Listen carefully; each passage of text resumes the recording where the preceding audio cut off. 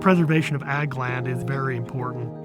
As we go and look at the acreage that is being developed right now, much of it is acreage that I never thought I would see developed in my lifetime. A lot of farmers go out there and they talk about the development, and they say, you know, those houses are the last crop that is ever going to be planted out there on that property. When you have a place that has importance like this, you kind of want to have it last, and conservation easements are the way to do it.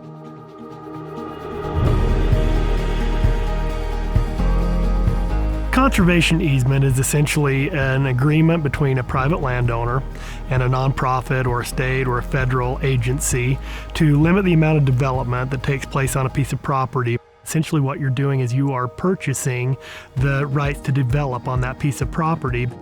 Working with the state and with the Nature Conservancy with our easement, we're really helping to protect a massive area of land that's critical for winter range, for migratory corridors, and it's really a special thing to know, you know, my kid can come back after I'm gone and be like, oh wow, you know, this is still the same, it still looks the same.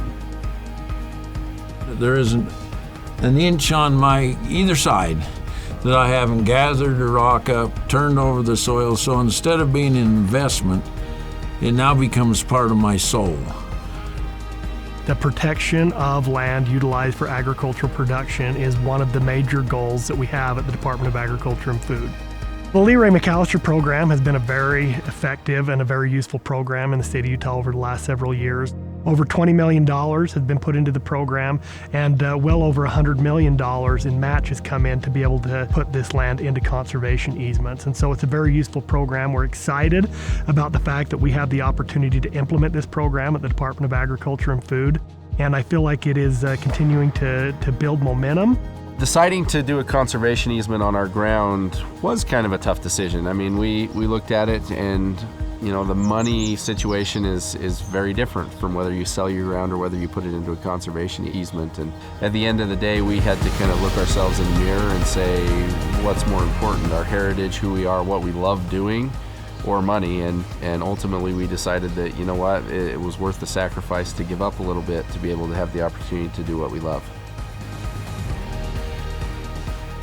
Even people in the community, as they come, they know now that this property is going to remain open, that it will never be built on, and what a great legacy to leave our community.